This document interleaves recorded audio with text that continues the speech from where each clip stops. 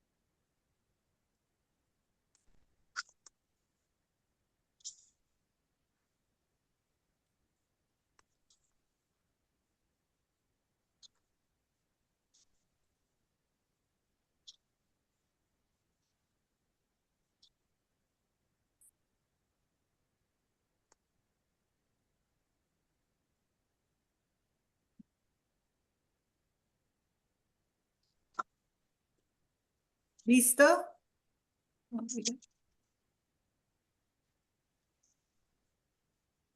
Ahorita Vean. vamos arrancando. ¿Listo?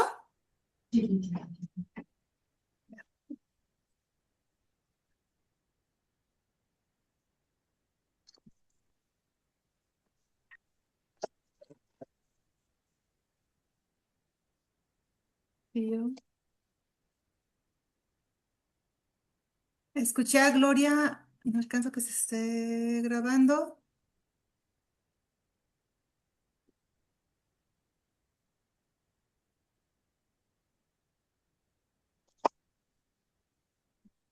Hola, muy buenas tardes a todos. Muchas gracias por estar aquí con nosotros.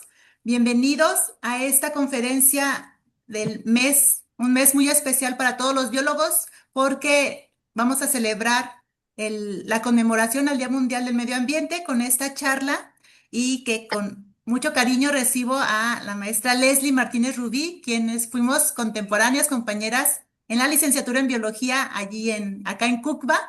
Y bueno, pues ya Leslie nos platicarás de tu maestría, que sé también que eres una apasionada del arte, de la naturaleza, de una emprendedora de muchos proyectos y sobre todo esto, compartir con todos lo que es la vida y la biología. Entonces, pues muchísimas gracias Leslie por acompañarnos. Gracias a Y ustedes. bueno, el tema que nos va a presentar Leslie es interpretación ambiental, un puente para la reconexión entre el ser humano y la naturaleza. Muchas gracias. Y a continuación le voy a ceder la voz a Lulú Ábalos, la tesorera del Cobiamjal, para que haga la presentación de Leslie. ¿Qué tal? Buenas tardes a todos, tarde-noche ya. Es un verdadero gusto presentar a nuestra invitada del día de hoy, la maestra Leslie Martínez Rubí. Es licenciada en Biología por la Universidad de Guadalajara y maestra en Ciencias en Gestión Ambiental por el Instituto Politécnico Nacional, en donde obtuvo el reconocimiento al mejor desempeño académico. Su trayectoria profesional se ha distinguido por su compromiso con la interpretación ambiental, la educación ambiental y la divulgación científica, áreas desde las cuales ha impulsado el acercamiento entre la sociedad y la naturaleza, promoviendo la valoración y conservación de nuestra biodiversidad a través de estrategias innovadoras de comunicación. A lo largo de su carrera, ha participado en numerosos congresos, seminarios, talleres y cursos especializados en temas como botánica, etnobiología, conservación, ilustración científica e interpretación ambiental, colaborando tanto con instituciones nacionales como internacionales. Asimismo, ha contribuido en diversas publicaciones de divulgación científica e ilustración botánica. Entre sus aportaciones destaca la autoría de la Guía de Interpretación Ambiental del Parque Ecológico El Tecuán en Durango, una obra orientada al diseño de herramientas educativas para fortalecer la conexión de las personas con las áreas naturales protegidas. De nuevo, bienvenida, maestra Leslie, y con gusto le cedemos la palabra para que nos ilustre sobre su gran conocimiento. Muchas gracias. Bueno, pues gracias por la presentación. Estoy muy contenta de poder estar en este espacio compartiendo pues este tema y sobre todo muy pertinente, ¿no? En la celebración de la conmemoración del Día del Medio Ambiente. Entonces, bueno, pues creo que viene es muy pertinente pues el tema en estos días. Entonces, bueno, me gustaría empezar con este tema que es la interpretación ambiental como un puente para la reconexión entre el ser humano y la naturaleza. Bueno, primero que nada, me gustaría que nos hiciéramos una pregunta, y la pregunta es si realmente necesitamos reconectarnos con la naturaleza, ¿no? Y para poderla contestar, pues tenemos que hablar un poco acerca de esta crisis socioambiental que enfrentamos en la actualidad. Y pues lo que puedo decir de esta crisis es que es un síntoma de una enfermedad más profunda que es la crisis civilizatoria occidental. Esta crisis en donde el modelo económico prioriza la eficiencia y la comodidad sobre la sustentabilidad, considerando a la naturaleza como un objeto, ¿no? Como algo que podemos utilizar. Autores como Enrique Leff, Edgar Morin y Lucy Sauvé coinciden en que esta crisis no solamente es ambiental, sino también es económica, cultural, ética, educativa y pues de manera general refleja una ruptura entre el ser humano y los ecosistemas. Es decir, tenemos una crisis tan compleja que permea en nuestra manera en la que pensamos, vivimos y nos relacionamos con la naturaleza. Me gustaría también hablar un poco acerca de las causas de esta crisis, porque creo que esto es como el punto medular de precisamente la pregunta inicial. Una de las primeras causas sería el modelo de desarrollo insostenible, que de acuerdo con Enrique Left, ha sido provocado por el crecimiento económico ilimitado que vivimos a través de este modelo actual, occidental, en el cual se rebasan los límites planetarios. Como podemos ver en la imagen, existen 9 límites planetarios y al menos 2 de ellos están en zona de alto riesgo. ¿Por qué? Causado precisamente por digamos, por este modelo económico lineal que es el que predomina en la actualidad. Y podemos ver también que al menos otras 3 o 4 están en un riesgo creciente. Entonces, es algo que tenemos que considerar. El mundo, mejor dicho, el patrimonio natural es finito y estas imágenes pues van totalmente en incongruencia con esto que sabemos, ¿no? También el consumo desmedido y la explotación son otra de las causas, o mejor dicho, consecuencias de este modelo de desarrollo insostenible. Y esto es muy fácil evidenciarlo, es muy fácil verlo a través de los hábitos de consumo que digamos, se muestran en las redes sociales, es decir, todo el tiempo se nos está bombardeando con que tenemos que comprar, que tenemos que tener, que si no poseemos ciertas cosas no pertenecemos a grupos. Entonces, esta fuerza que tienen las redes sociales para promover precisamente estos hábitos de consumo, pues impactan o exacerban esta situación precisamente en cuanto a los límites planetarios. Entonces, es decir, la compra masiva de bienes innecesarios obliga precisamente a la sobreexplotación de los recursos. Otra también de las consecuencias del modelo de desarrollo sostenible es la visión de la naturaleza como mercancía. Tenemos que ser conscientes en que la naturaleza o el patrimonio natural tiene un valor inherente y nosotros nos mantenemos al margen de ese valor por estar pensando solamente en la utilidad que nos puede dar. Entonces, este modelo capitalista nos ha convertido en seres utilitarios y extractivistas. A ver, voy a poner esto. La desigualdad social sería otra de las causas de esta crisis socioambiental. Y pues en este caso, Vandana Shiva y otros autores lo que hacen es destacar a la pobreza como uno de los modelos económicos actuales que despojan a las comunidades locales de sus medios de subsistencia tradicionales. También a la concentración de recursos, como este desequilibrio en la riqueza, debido a la privatización y monopolización de bienes comunes. Y por supuesto también la injusticia ambiental, en donde las poblaciones más marginadas se ven impactadas de manera importante y de manera también desproporcional con la degradación ecológica que tenemos actualmente. Otra de las causas también es la crisis de los valores y la educación, y en este caso entra también eh, eh, el punto de vista de pensadores como Paulo Freire, el cual señalan que en la actualidad vivimos a la naturaleza cosificada, pero también al conocimiento. Y en este caso, son impulsados por el individualismo o hiperindividualismo occidental que permea en la sociedad y en el cual nos olvidamos que el entorno deja de ser nuestra casa común y se transforma en un proveedor de recursos.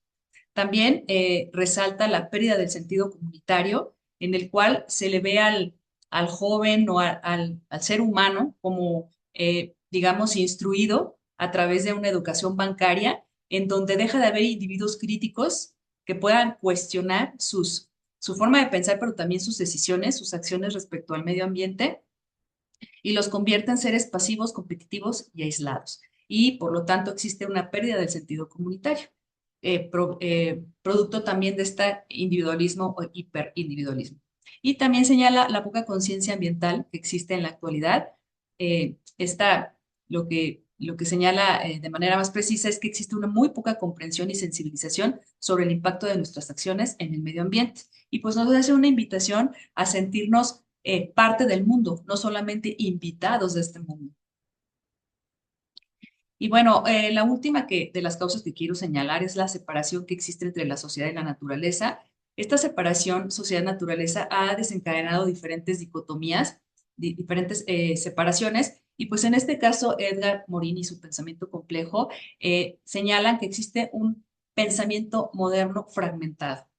Particularmente el conocimiento es el que él señala que se ve fragmentado. Y esto, digamos que deriva en una separación entre la economía y el ambiente, la cual pues manifiesta que el modelo económico que tenemos actualmente es contradictorio a lo que sabemos acerca del patrimonio natural, ¿no? Nosotros sabemos que el patrimonio es finito, pero nuestros hábitos de consumo son como si esto fuera infinito. Entonces entramos en una paradoja en la que por más que entendamos que nuestros hábitos nos están condenando, no dejamos de hacerlo de esa forma y de nada sirve que seamos conscientes de que la naturaleza es finita. Entonces, bueno, esta es una separación importante que pues se considera que es una de las causas de esta crisis socioambiental. Y otra separación también es la ciencia ética. En este caso sabemos que tanto la tecnología como la ciencia pueden llegar a generar cosas maravillosas y muy necesarias para la sociedad humana y incluso para los demás seres vivos, pero lo que señala es que siempre que hagamos cosas tan extraordinarias, nos hagamos preguntas que vayan acompañadas de la ética, como qué impactos tendrán estos descubrimientos o estas tecnologías que se desarrollen o a quién benefician, pero sobre todo a quién perjudican. Entonces también ahí hay una separación que es importante volver a unir. Y de manera muy particular me gustaría hablar de la separación que existe entre el ser humano y la naturaleza, porque esta es considerada la raíz más profunda de la crisis socioambiental que vivimos y también es considerada uno de los pilares del pensamiento occidental. Dentro de este pensamiento occidental, que pues básicamente es un paradigma antropocentrista, tenemos una visión antropocentrista, como decía, es la visión, lo que nosotros tenemos, y en esta se incluye a la naturaleza, que es vista como un objeto, los ecosistemas son considerados recursos, los animales y plantas tienen valor principalmente por su utilidad y no por su valor inherente, y el ser humano se percibe como observador o dueño de la naturaleza, no como parte de ella. Y también ocurre una desconexión psicológica, ¿no? En donde el individuo se siente como solamente un observador, no como parte de ese ecosistema o de ese sistema en el que vivimos.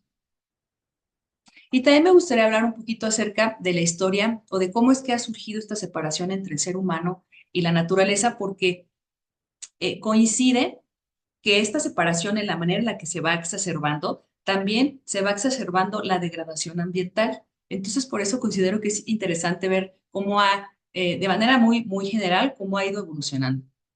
Y pues bueno, se dice que esta separación entre el ser humano y la naturaleza surge cuando surge el origen, el lenguaje y el pensamiento abstracto.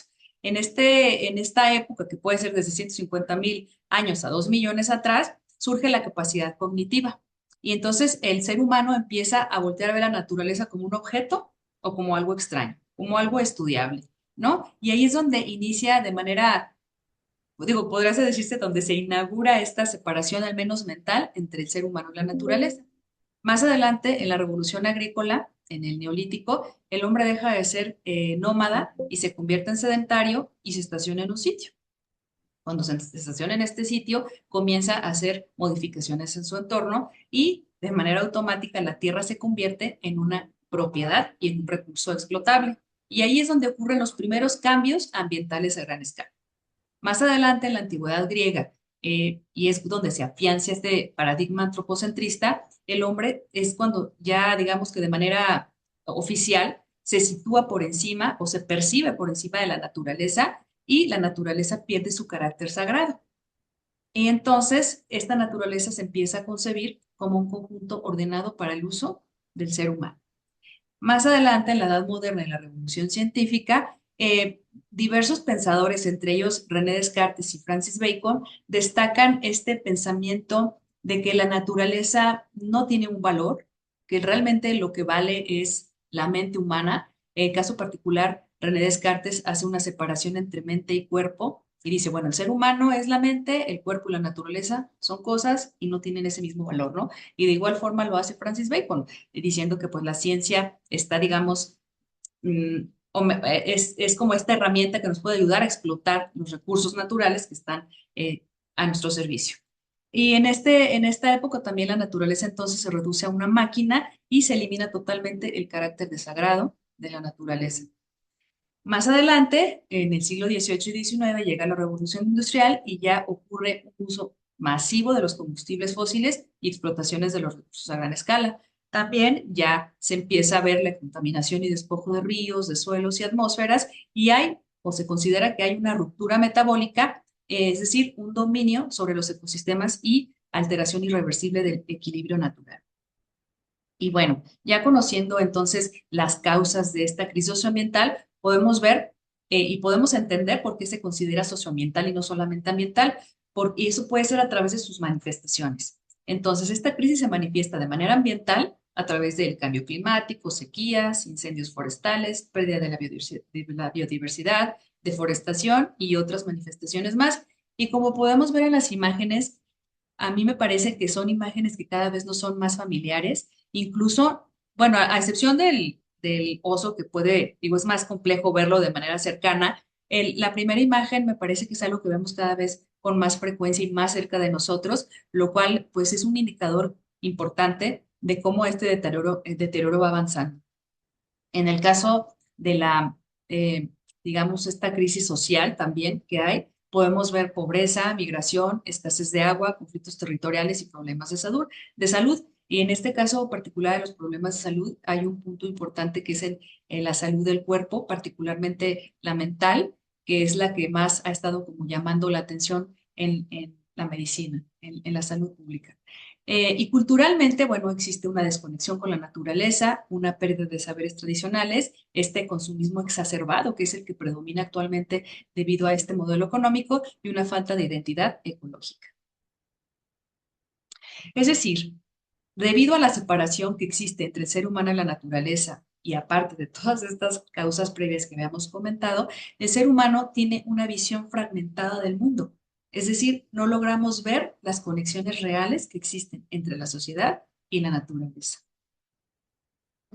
Y pues aquí surge la pregunta, una vez que sabemos que existe un daño en esta relación, que es una relación que se puede considerar equivocada por las consecuencias que se manifiestan, eh, la pregunta es cómo podemos reconstruir esta relación que tenemos con la naturaleza. Y pues bueno, esto puede ser a través de la creación de vínculos emocionales, culturales y éticos con el entorno natural. También puede ser a través de que las personas logren comprender, valorar y se sientan parte de los ecosistemas y también transformar la perspectiva de vida que tienen las personas. Y en este caso, pues una de las, digamos, de las disciplinas que tiene el potencial de poder lograr esto que se busca es la interpretación ambiental y por eso es considerada una pieza clave. En este caso, la definición, digamos, más general de la interpretación ambiental es un instrumento, en este caso de la educación ambiental, útil y efectivo, mediante el cual se busca comunicar y explicar la naturaleza de manera interesante, clara y cercana, para que las personas comprendan su importancia, se conecten emocionalmente y desarrollen un sentido de pertenencia con ella y por lo tanto se interesen en protegerla o en conservarla. La interpretación ambiental es una disciplina que se ha transformado y se ha perfeccionado a través del tiempo, es decir, tiene esta definición no es una definición que está de manera fija, sino que es dinámica. Y a través del tiempo y de acuerdo como se ha utilizado o los contextos en donde se ha utilizado, se ha transformado. Y es muy interesante ver cómo ha evolucionado de ser una simple herramienta de comunicación a ahora una herramienta que busca la conservación conservación del ambiente. Entonces, bueno, aquí les pongo esta breve historia en la cual la interpretación ambiental inicia a través de un naturalista que es Friedman Tilden, en cual en 1957 busca hacer visitas a los parques o a las zonas naturales en Estados Unidos y su idea es que el visitante no solamente vaya y recorra el parque y regrese como si nada, ¿no? Sino que aprovechar que el visitante va y camina los parques o los bosques y se regrese con una idea como más completa de lo que vio. Entonces, él lo que hace es con el objetivo es de generar curiosidad, pero también una conexión en el visitante. Más adelante, Sam Ham la considera a la interpretación ambiental una herramienta de comunicación, pero él ya, digamos que hace más énfasis en el mensaje que le va a dejar a los visitantes y este mensaje tiene que ser atractivo, memorable y relevante. Y ya se hace un uso de manera más particular en las áreas naturales de Estados Unidos. Entonces empieza como a transformarse este concepto de la interpretación ambiental y bueno, más adelante se le considera una disciplina que es capaz de fomentar actitud crítica, responsable y de conservación activa. Aquí les incluí tres definiciones de la interpretación ambiental y cómo han evolucionado a través del tiempo, en este caso en un lapso de 1970 al 2000. Y bueno, principalmente se consideraba una herramienta para despertar curiosidad. Más adelante se considera un proceso de desarrollar interés, disfrute y comprensión, ¿verdad? Para los visitantes. Más adelante se considera un arte de explicar con el fin de incrementar la conciencia del visitante y ya para los años 2000 se considera una herramienta que logra que la gente establezca conexiones y busca un estado de conciencia y un deseo de contribuir a la conservación del patrimonio. Es decir, es un concepto dinámico que ha ido evolucionando y que, de acuerdo a los beneficios que se ha visto que se logran, se ha transformado.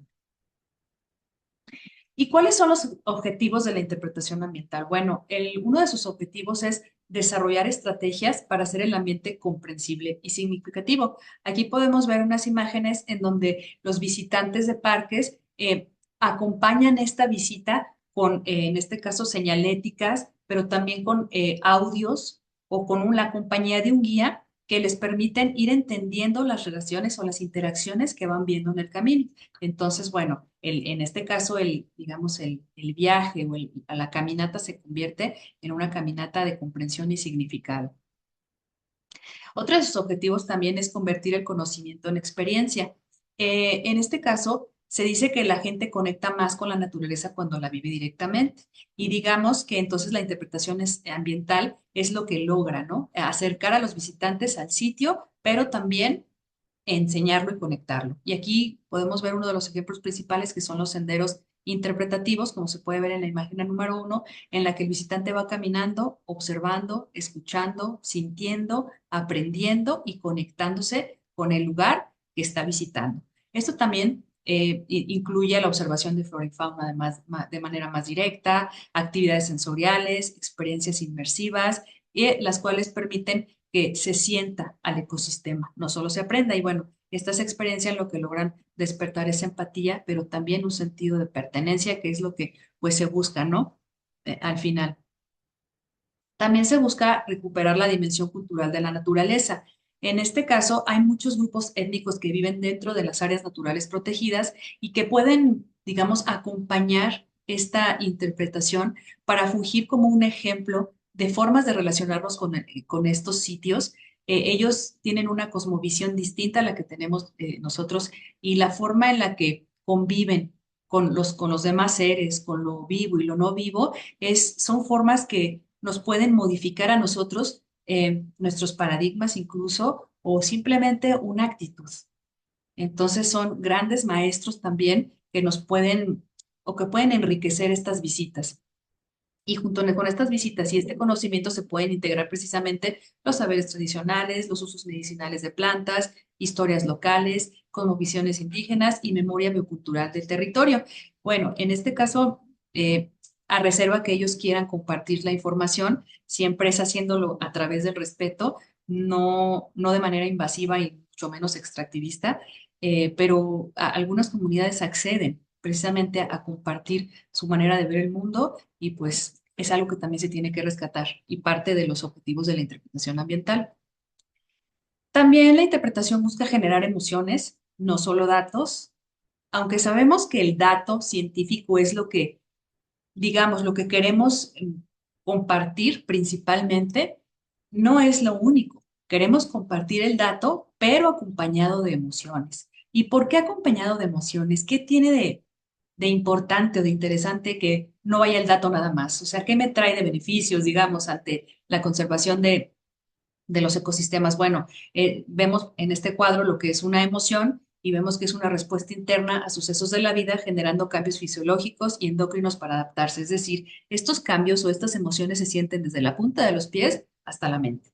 Entonces, estas emociones que estamos sintiendo a través del conocimiento o en conjunto del conocimiento pueden a la vez ayudarnos o influenciarnos a modificar pensamientos, decisiones y relaciones. ¿Y cómo podemos lograr que el dato vaya acompañado de una emoción? Bueno, pues la interpretación ambiental utiliza herramientas efectivas como las narrativas, las metáforas, las historias de especies, las experiencias contemplativas, el arte y la creatividad. Estas herramientas van a permitir que estos datos que a veces parecen ser duros y que no logramos como conectar con ellos, pueden transformarse a través de acompañarlo y generar una emoción. También se busca fomentar la participación activa. En este caso, sabemos que cuando alguien contribuye al bienestar de un ecosistema, se desarrolla un sentido de responsabilidad y de pertenencia. Y bueno, esto se puede hacer a través de la restauración ecológica, del monitoreo de aves, de jardines para polinizadores, de ciencia ciudadana y de reforestaciones, entre otras actividades más. Entonces, al momento en el que el visitante interactúa y colabora o contribuye a mejorar, empiezan también a formarse vínculos y también un sentido de identidad y de pertenencia. También se busca interpretar a la naturaleza como un conjunto, como una red de vida, no de manera individual. Entonces, en este caso hay, digamos, ejemplos muy interesantes que se pueden utilizar dentro de un ecosistema para poder evidenciar que somos una red o sea, nosotros incluidos dentro de esta red y cómo estas redes, cuando dejan de ocurrir en el sitio, generan impactos en todos los niveles, pero obviamente también tenemos que hacerlo a nivel humano, porque es al humano al que queremos impactar. Entonces, cuando platicamos historias acerca de la polinización, o de las cadenas alimenticias y cuando éstas se rompen, los impactos en el ser humano son directos y evidenciarlo de esa forma es una gran enseñanza en el lugar, ¿no? Y bueno, aquí les pongo un ejemplo que creo que es muy común, el de la polinización, en cuando sabemos que deja de existir una especie de una planta que era polinizada por una abeja o al revés, deja de existir la abeja y la planta ya no es polinizada, se pueden ver los efectos, a lo mejor no en el sitio, pero se pueden ver a nivel humano en imágenes como esta, ¿no? Que muchas veces cuando vemos imágenes en las que hay desabasto, no tenemos idea que tiene que ver con esta red que se está rompiendo. Entonces, bueno, podemos utilizar ejemplos de este tipo para hacer como conciencia, ¿no? De la importancia o de lo importantes que somos cada uno en esta red. También se busca crear espacios de reflexión y de ética, y esto es muy bonito porque cuando uno está haciendo las caminatas, eh, de manera, no puedo decir automática, pero sí sucede que uno empieza a cuestionarse, eh, digamos, lo que vemos o lo que ya no vemos, y pueden surgir preguntas como, ¿qué tipo de relación necesitamos empezar a tener o cambiar para tener con la naturaleza? preguntarnos si somos dueños realmente del entorno que estamos recorriendo o si somos parte de él o qué responsabilidad tenemos hacia otras especies. Estas reflexiones nos pueden ayudar a transformar la visión utilitaria que tenemos hacia el ambiente y fomentar una relación más respetuosa y sostenible, que pues, al final es lo que se busca. Entonces, podemos decir que la interpretación ambiental es una forma de explicar a la naturaleza de manera clara e interesante para que las personas la comprendan, la valoren, desarrollen sentido de pertenencia y deseen protegerla. Y aquí podemos ver pues unas imágenes en donde se aprende, pero también se observa y se siente. Se ve que se siente a la naturaleza. Y pues otra pregunta que también nos podemos hacer, bueno, al menos los que no han tenido la oportunidad de conocer esta disciplina que es la interpretación ambiental es, bueno, ya una vez que sé lo que puede lograr, ¿cómo se puede hacer esta interpretación? Bueno, la interpretación para poderla desarrollar es ideal que se haga en áreas naturales, en parques, en zonas ecoturísticas, en donde lo que se busca es precisamente la conservación. Se puede hacer en muchos sitios, pero idealmente estos son los sitios. Y lo primero que tenemos que hacer es conocerlo, conocer el lugar, saber cuánto mide, si tiene senderos, si recibe visitantes, qué tipo de visitantes recibe, si tiene elementos clave. Los elementos clave en este caso son estos elementos que son muy atractivos, ya de manera sólida, eh, es decir, no es necesario agregar ni decir nada más.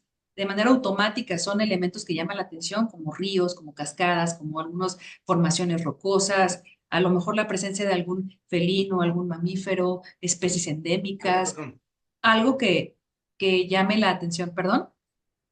Es que escuché una voz. Bueno, algo que llame la atención y esto es lo que se identifica, ¿no? Entonces se conoce el lugar y se identifica los elementos clave. Más adelante también se identifica la población objetivo.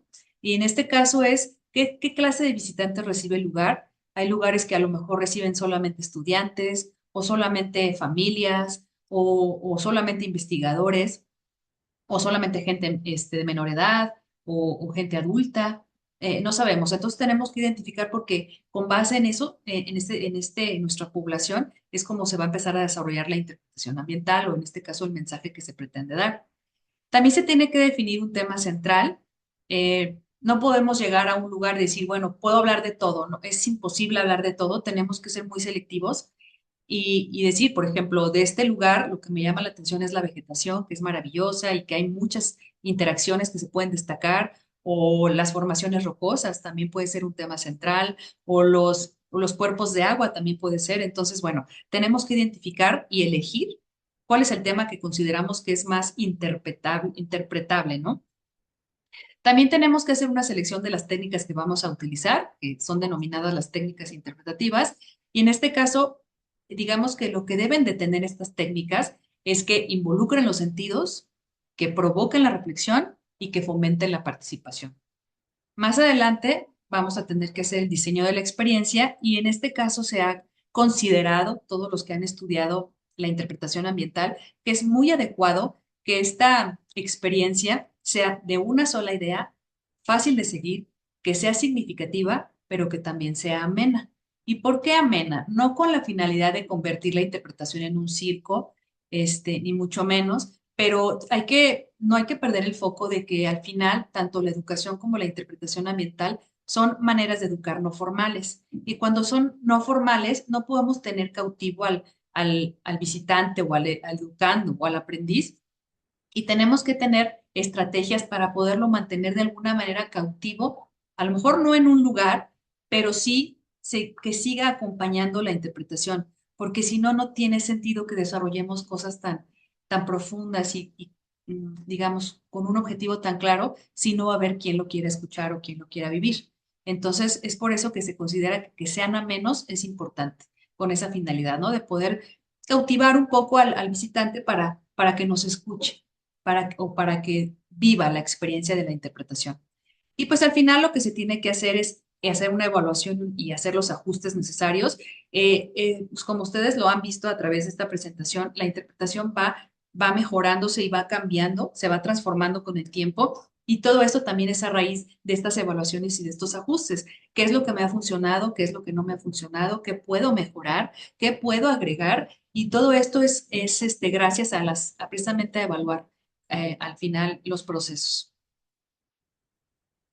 Y bueno, quiero explicar cuáles son las técnicas interpretativas de las que me referí hace ratito, para que vean cómo es que se lleva a cabo la interpretación ya directamente en las áreas naturales o en los parques o en los sitios de interés. Y pues bueno, una de estas técnicas es a través de senderos interpretativos. Hay muchas zonas que ya tienen senderos definidos, hay otras que no. Y esto es un tema importante porque realmente hay que considerar, si la zona no tiene senderos, hay que considerar como el costo-beneficio de hacerlos, porque realizar un sendero tiene impactos. Entonces, tenemos que ver si realmente vale la pena hacer un trazo de un sendero para poder hacer la interpretación ambiental o utilizar otros recursos. Pero cuando ya se cuentan con senderos interpretativos, es maravilloso porque ya está el camino trazado para poder evidenciar todas las interacciones y todo lo que ocurre en ese trayecto y permitir que la gente se empape, no solamente del conocimiento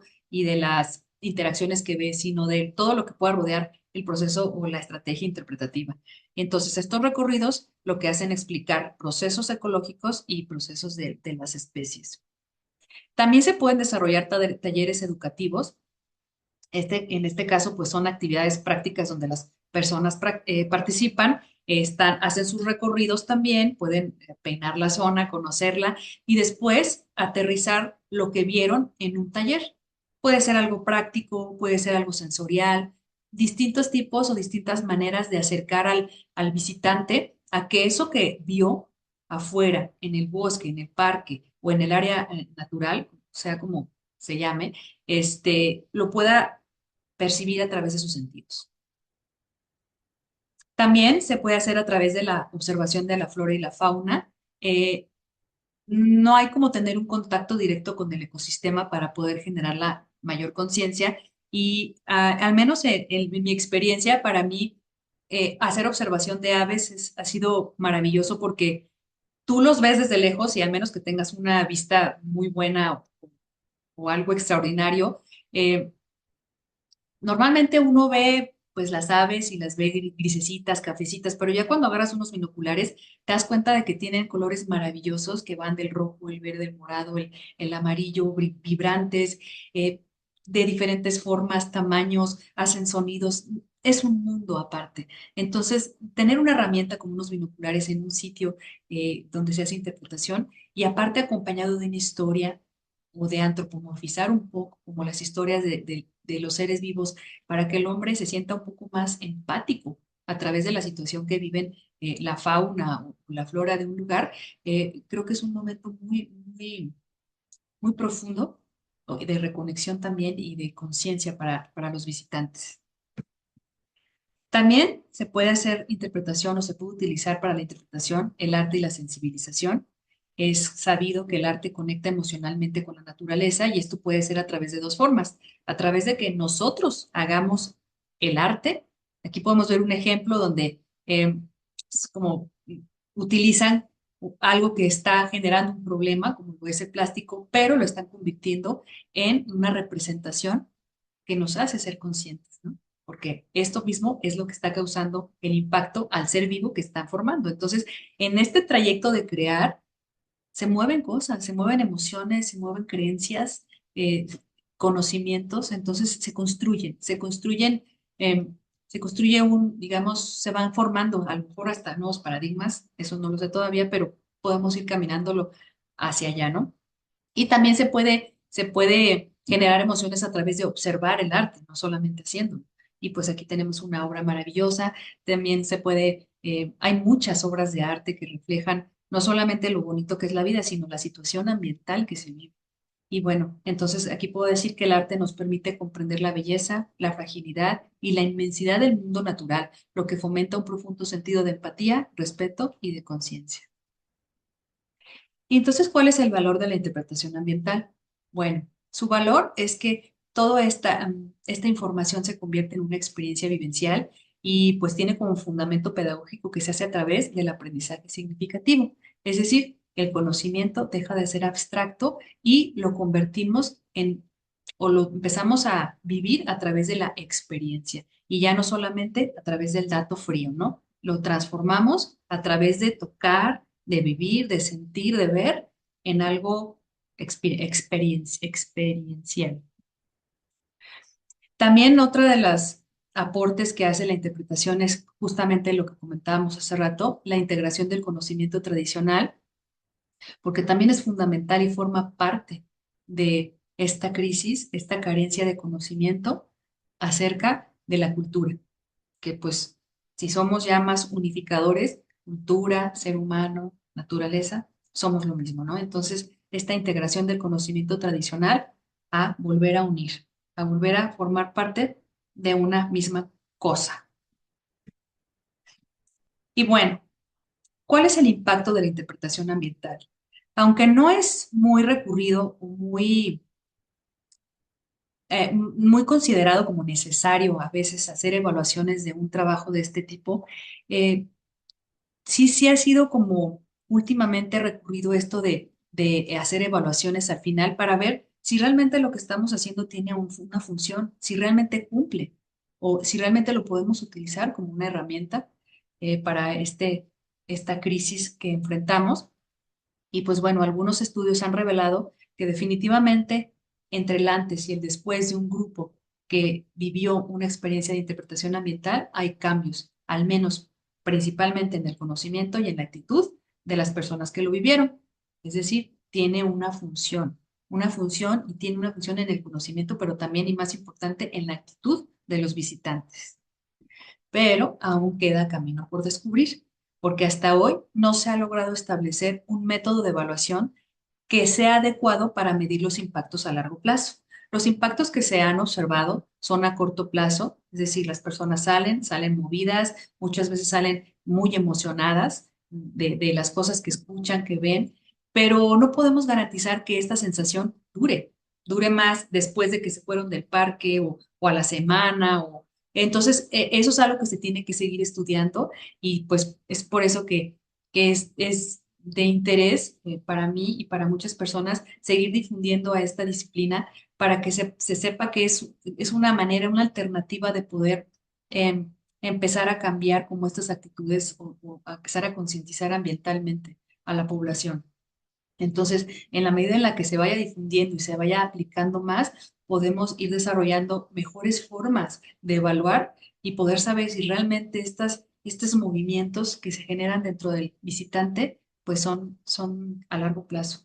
Y pues también yo creo que en la medida en la que se vayan haciendo en distintos sitios, los impactos no solamente son hacia un lugar, son a varios lugares que vayamos visitando y vayamos empezando a hacer todo un movimiento interno que acompañe a las otras opciones o alternativas para enfrentar esta crisis. Entonces, el reto no es la efectividad de la interpretación, sino cómo medirla. Aquí les tengo algunos ejemplos de interpretación ambiental en el mundo. Se hace interpretación ambiental en el Parque Kinabalu en Malasia, en el Parque Nacional Padapú en China, en el Geoparque Península de Santa Elena en Ecuador. Y pues mayormente las estrategias que utilizan son la educación ambiental, centros de interpretación y actividades guiadas. Pero de manera más particular, podemos ver que en el Parque Nacional Padapú China tienen senderos interpretativos con paneles informativos, tienen centros de visitantes con exposiciones, guías locales que ofrecen interpretación biocultural, recorridos en barco con intérpretes, que sería también una especie de un sendero pero acuático, programas de educación ambiental para escolares y uso de rutas y señaléticas para orientar la experiencia del visitante.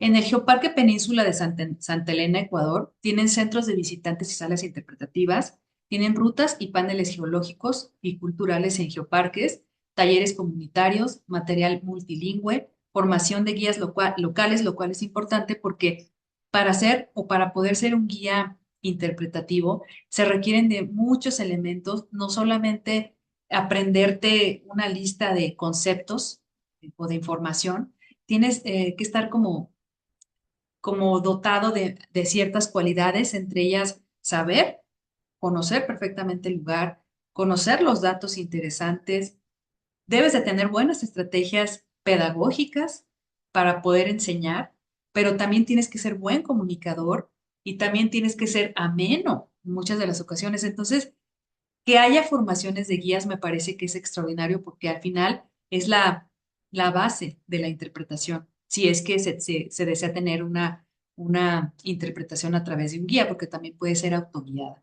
Y bueno, también se hacen actividades de interpretación vinculadas al patrimonio biocultural.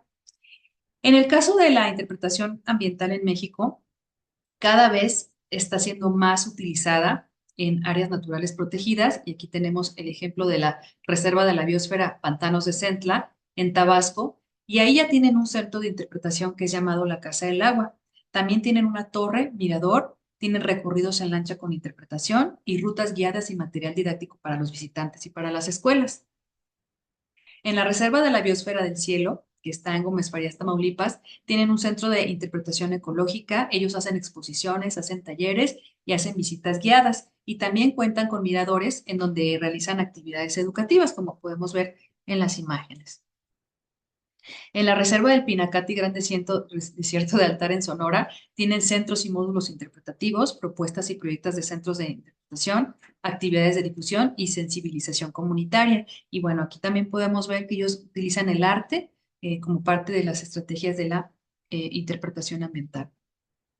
En los médanos de Samalayuca, en Chihuahua, tienen diseños y propuestas, pero también implementación de senderos interpretativos. Ellos también entregan folletos, tienen talleres de sensibilización y programas educativos dirigidos a visitantes y a la población local. Y de manera particular en el Parque Ecológico El Tecuán se ofrece un sendero interpretativo, el cual se realiza de manera autoguiada y combina educación ambiental y arte. Este parque tiene la particularidad de que se considera estacional, es decir, en una época se puede tornar muy seco, pero en otras épocas se puede ver con una flora y una fauna distinta. Entonces, eso le da cierta complejidad, pero también le da cierta, eh, digamos, es un elemento especial que lo convierte en algo diferente. Y también es un reto para poder hacer interpretación.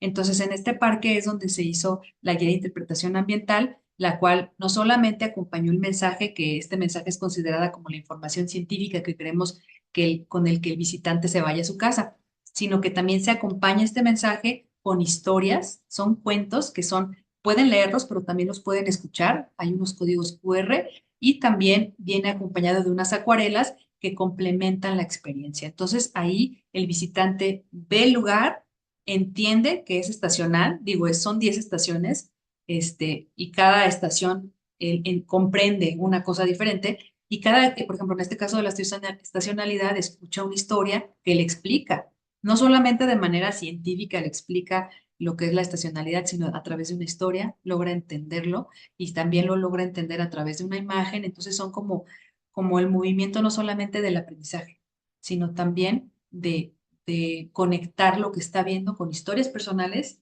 que generen un conocimiento, un aprendizaje más profundo.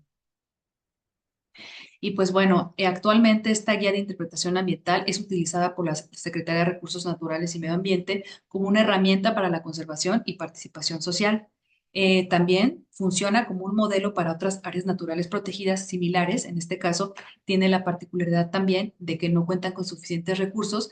Entonces, lo que se buscó era que fuera una autoguía, porque no existen guías o personal que pueda acompañar a los visitantes. Entonces, en áreas naturales que tengan características de este tipo, pues puede ser como un modelo a seguir. Y también, bueno, al final de este estudio se logró identificar o demostrar que hubo un cambio significativo en el conocimiento y en la conducta de las personas hacia la vegetación de esta área natural protegida. Bueno, y como conclusión, entonces puedo decir que la interpretación ambiental es un vehículo poderoso para reconstruir el vínculo afectivo con nuestro entorno. Al promover el asombro, la empatía y el entendimiento profundo, actúa como un puente directo entre el ser humano y la naturaleza, transformando el conocimiento pasivo en una verdadera conciencia ecológica y un deseo genuino de proteger o de conservar. Y pues al final sí me gustaría decir que vivamos las áreas naturales protegidas como zonas de aprendizaje, sensibilización, acercamiento y sanación. Habitémoslas como espacios de reflexión y conexión y renovemos esta relación para que nuestras acciones, nuestro lenguaje y nuestro sentir pasemos de ser humano naturaleza a solo ser naturaleza. Y bueno, por mi parte es todo. Muchas gracias. Muchas gracias, Leslie. Qué bonito y que pues mucho para pensar, para llevarnos a vivir, no solo como dices, como frases, sí, es mucho para llevárnoslo a la cotidianidad. Sí. Y voy a hacerte algunas de las preguntas que están registradas aquí en el chat. Ujú. Son varias. Y bueno, José pregunta, cuando te refieres a la cultura occidental del inicio que explicaste, ahorita te hago la siguiente pregunta.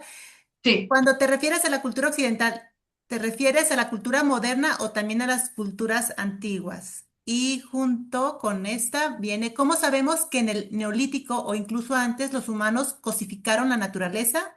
Cuando fue un proceso más de dependencia que una influencia humana en la naturaleza. Ujú. Bueno, sí es el pensamiento moderno. Es el Ok. pensamiento moderno que aunque es occidental, las consecuencias se han visto a nivel global. Y en cuanto a la cosificación, en la historia no se habla de una cosificación, la cosificación surge en el antropocentrismo en realidad, que es más adelante. Se habla de que empieza a ocurrir de manera, no sé si natural o digamos que ya forma parte como influencia del ser humano y su conciencia, empieza a haber una separación inevitable, inevitable. Es decir, si el hombre hubiera sido nómada siempre, a lo mejor no estaríamos como ahorita, ¿verdad? Es decir, al final, los hábitos o las costumbres del ser humano sí han transformado el medio. Sí, pero no se cosifica en un principio. Ajá. Ok. Y bueno, también José comenta, los saberes tradicionales también usan la naturaleza, no solo no solo es contemplativa, la diferencia es principalmente de escala. Un uso de autoconsumo tiene un impacto menor que el uso comercial, incluyendo el comercio monetario como el trueque. Lulú, adelante. Ah, perdón. ¿Esa fue pregunta o fue? Es que no te... Creo que es comentario. Ah, ok, sí, sí, así lo entendí. Sí, sí, sí. ¿Alguna otra pregunta? Y sí, Alfonso Núñez pregunta, ¿cómo podrías considerar la importancia de la divulgación científica en este sentido? En el sentido de la De la interpretación. interpretación. Ajá. Creo que van de la mano. Yo creo que al final, para poder construir tanto el mensaje como las herramientas o como las estrategias de la interpretación, sí necesitas tener como estas bases de la divulgación científica, porque al final es un poquito de lo mismo, transformar algo complejo a algo que todos podamos entender. Esa es la base del mensaje incluso. O sea, a veces pareciera ser sencillo, pero créanme que es toda una odisea poder, poder expresar un proceso natural en palabras vanas y Sí, ya lo llanas y mencionabas sencillas. que es ser carismático, empático, Sí. tener el perfil, el conocimiento. Y digo, sé que eran como muchos requisitos, pero sobre todo adecuarlo también a la personalidad, ¿no? Cada quien tenemos como distintas formas de expresarnos y es para todos. Entonces, Sí, sí, pero sí es un reto y sí creo que debe sí, llevar como esas consideraciones sí, pero sí, que yo creo que sí mencionas. están dando de la mano. Ajá. Sí. José también menciona, es comentario, en la reserva de la biosfera de la mariposa monarca tiene un buen programa de educación e interpretación ambiental. Sí, sí El, es doc- cierto.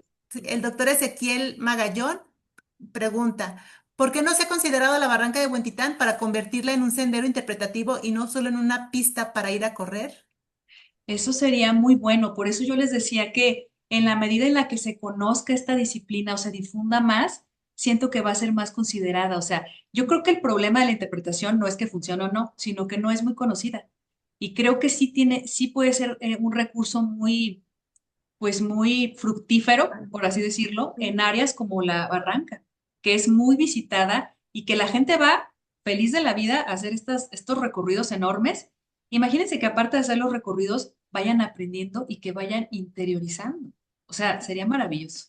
Haciendo conciencia, ¿no? Sí, De lo exactamente. que implica y que es bidireccional, como bien lo explicabas. Exacto. Hilda, también qué gusto verte, Hilda, por acá. Bueno, menciona, en Costa Rica experimenté durante la maestría excelentes experiencias de interpretación ambiental. En la Estación Científica Las Joyas, en Sierra de Manantlán, se tienen varios senderos y recientemente se diseñó un sendero ignis sobre el efecto del fuego en los bosques.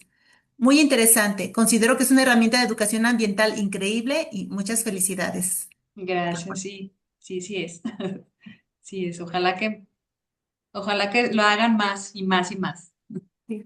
Rubén, también excelente ponencia, doctora Leslie. Felicitaciones a Cobian Hall por permitirnos ser parte de esta disertación. Y te pregunta cuál sería la superficie idónea para, y si puedes compartir tus datos para contactarte después. Claro que sí, bueno, tú los tienes, tú se Para los... los senderos Claro. Ok. interpretativos. ¿Cuáles serían las superficies idóneas para los senderos? Pues sí, sí hay superficies idóneas y sí hay características idóneas para los senderos. En realidad, no te dice, tiene que ser de, no sé, 2 kilómetros, 3 kilómetros, pero lo que sí dicen es que tiene que ser un fragmento en el que la gente vaya y venga, si es que es circular, o que la gente lo quiera caminar. Entonces, pueden ser, no sé, yo había pensado de 3 kilómetros, creo que fue el que hicimos, ya ni siquiera me acuerdo, pero sí sí tiene que tener un límite, vamos, para que pueda disfrutarse, porque si no, ya pasando un cierto límite, la gente lo empieza a sufrir. Tiene que tener número determinado de estaciones, Ok. tiene que llevar ciertas limitantes. Esta información viene en una guía, también sí, igual se las puedo compartir. Es muy viejita ya, yo no he encontrado un documento que tenga algo nuevo, pero sí, básicamente sí puede ser máximo 3 kilómetros, 2 kilómetros para que la persona vaya y venga tranquilamente. Y que no sean tantas estaciones, unas 5 o 6 quizá. Ujú. Ok, perfecto. Rubén, adelante. ¿No se escucha? Ahorita puedes, ya. Deja ver si me permite activar el video. Sí. Bueno, en el Cualtos hicimos una guía de las aves de avistamiento y yo estoy promulgando porque se establezca como una estación biológica y en la cual sean los senderos interpretativos. Y sí me gustaría, Leslie, contar con tus datos para hacerte partícipa de ella, para que nos pudieras también dar tu opinión al respecto. Nomás que no puedo activar el video y por eso no alcanzamos a ver. Ah, ya va. Ah, ya. Muy bien. Mira, Sí, esta claro. es la guía que se hizo en el Cualtos de avistamientos. Un Wow. periodo de unos 16 años y se Ujú. lograron identificar 96 aves como primera instancia, porque como tú lo mencionaste, las aves nos dan cuenta de la fragilidad del ecosistema y Ujú. en ese tenor pues se estriba crear la conciencia adecuada como para preservar, porque yo siempre mantengo la palabra como preservar y no conservar. Ujú. Porque conservar, pues puedes tener un frasquito y conservar el ave por ahí herborizada, la planta o el insecto.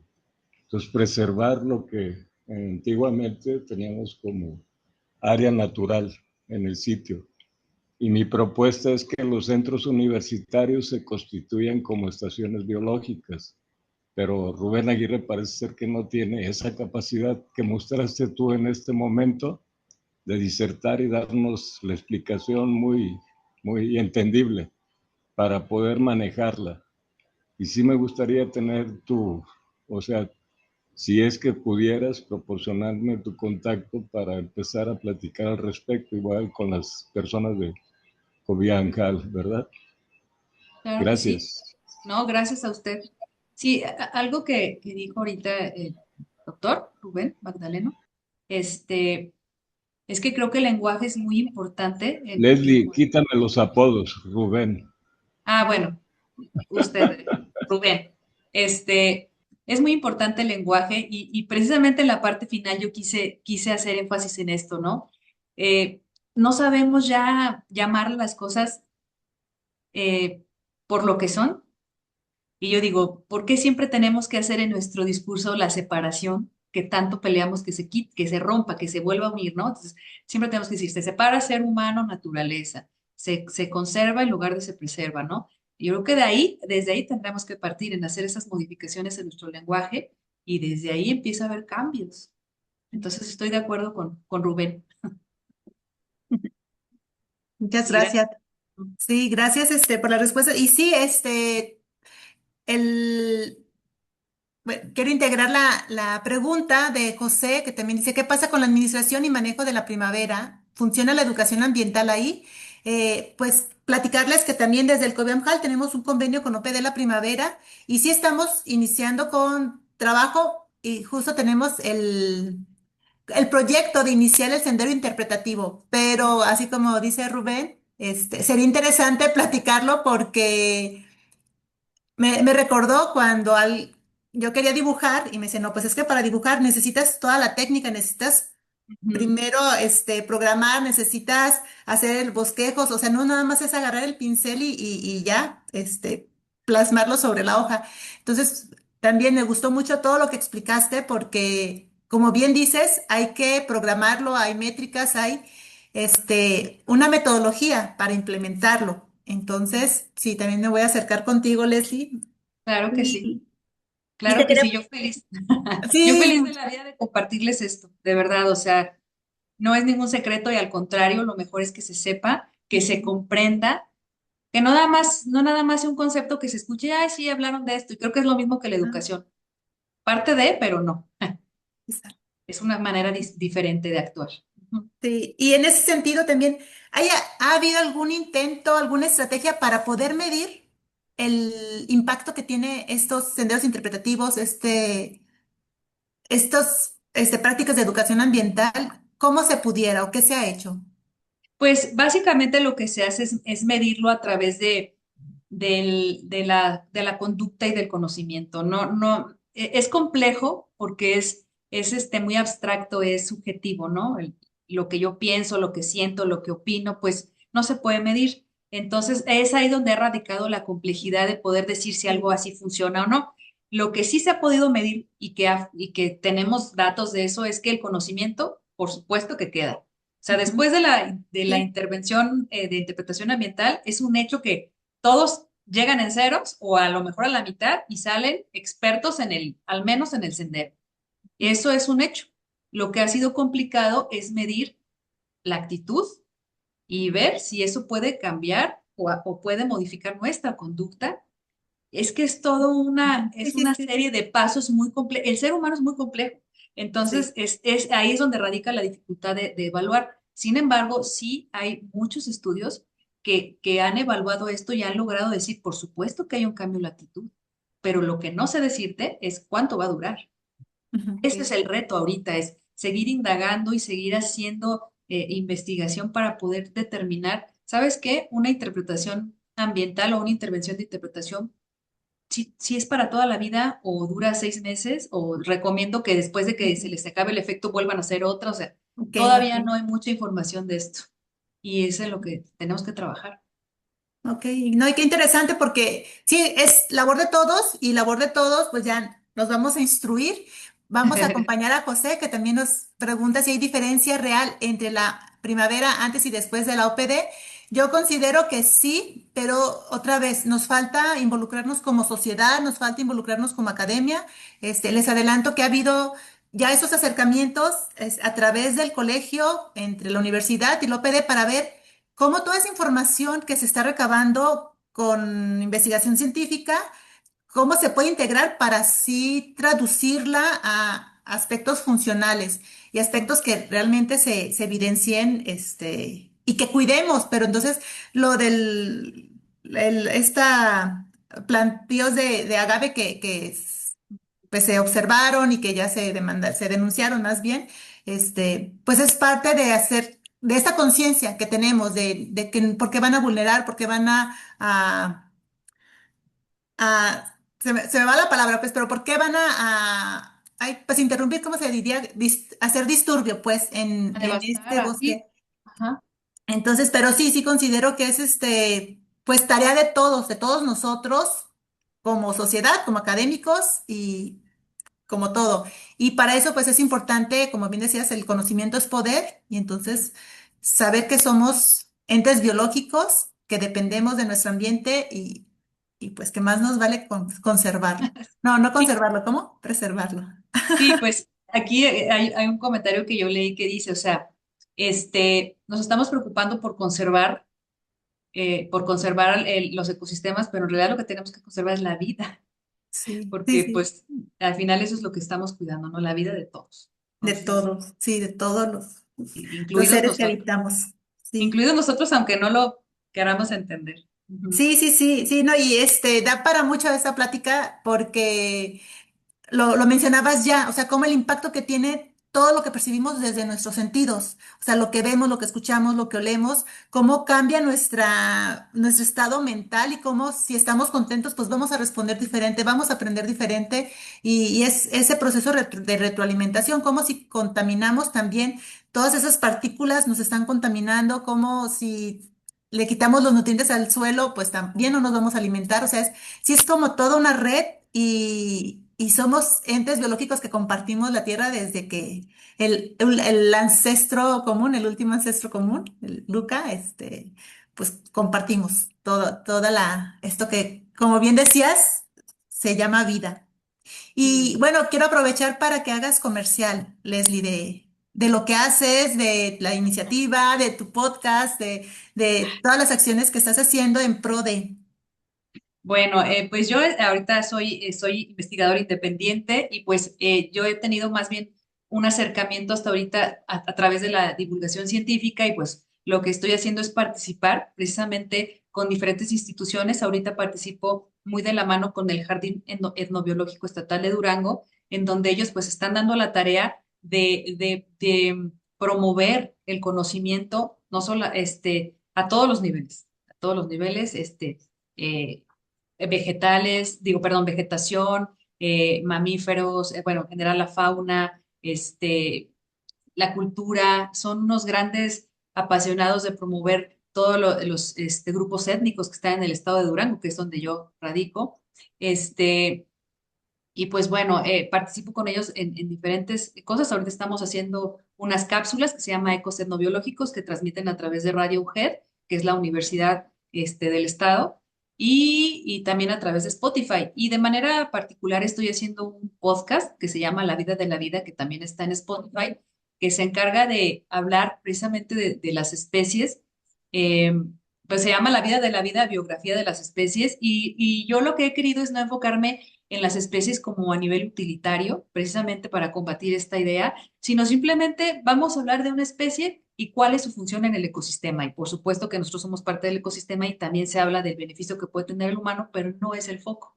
El foco es cuál es su función en el ecosistema. Y tiene algunas secciones, duran a lo más 8 minutos, y pues el objetivo es hacer como una especie de compendio auditivo de información de todos los seres vivos que se pueda. No solamente son de México, no solamente, o sea, es del que surja en ese momento. Entonces, pues bueno, esa es la labor que estoy haciendo ahorita y pues intentando seguir haciendo estudios hacia la educación ambiental y la interpretación ambiental ya a nivel doctoral. Ujú. Eso estoy ahorita. Muchísimas, no, pues muchísimas gracias, pues muchas cosas y mucho pues, que ya te seguiremos, que ya te buscaremos y te contactaremos para arrancar estos proyectos, para darle continuidad a los proyectos que nos gustaría eh, verlos cristalizados en nuestro bosque que tenemos aquí cerca y que es pues el pulmón de Guadalajara, ¿no? Hay mucho que cuidar. El bosque, ya decía Ezequiel también, la barranca de Huentitán, pues algo Sí. haremos allá también, Ezequiel. No, pues muchísimas gracias. Entonces, a continuación, me voy a permitir compartir mi pantalla. Aquí,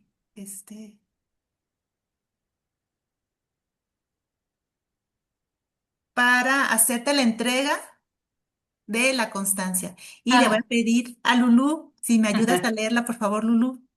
muchas gracias. Claro que sí, con mucho gusto. Y dice, el Colegio de Profesionales de Ciencias Biológicas y Ambientales de Jalisco AC otorga la presente constancia a la maestra Leslie Martínez Rubí por su participación como ponente en la conferencia Interpretación Ambiental, un puente para la reconexión entre el ser humano y la naturaleza. Guadalajara, Jalisco, México, a 4 de junio del año 2026, y lo firma la maestra Gloria Edith Villarreal Rodarte, secretaria, doctora Nidia Janet Carrillo González, presidenta, y la de la voz, bióloga María de Lourdes Ábalos Vaca, tesorera. Agradecemos de verdad el conocimiento, la información y la pasión al tema. Muchas gracias a ustedes por brindarme este espacio. La verdad es que es siempre muy reconfortante saber que hay personas que se interesan en escuchar lo que se está haciendo y pues son los espacios que se necesitan. Justamente yo considero que son los que se necesitan para poder conocer lo que están haciendo todos y poder al final integrar lo que conocemos, lo que sabemos y hacer cosas muy interesantes y muy benéficas para el planeta en general. Ujú. Sí, exacto, para el bien de todos. No, pues Sí. muchísimas gracias, Leslie, gracias por haber aceptado la invitación y pues también gracias a todos los que tuvieron la oportunidad de acompañarnos y también invitarlos a nuestras redes sociales para ver cómo podemos sumar esos esfuerzos, para ver lo que sí nos toca, lo que sí podemos hacer y ir depositando nuestro granito de arena. Entonces, pues muchísimas gracias, Leslie. Te haré llegar la constancia y bueno, pues bonita noche para todos. Gracias, que tengan bonita Gracias, noche. Hasta luego. igualmente. Bye bye.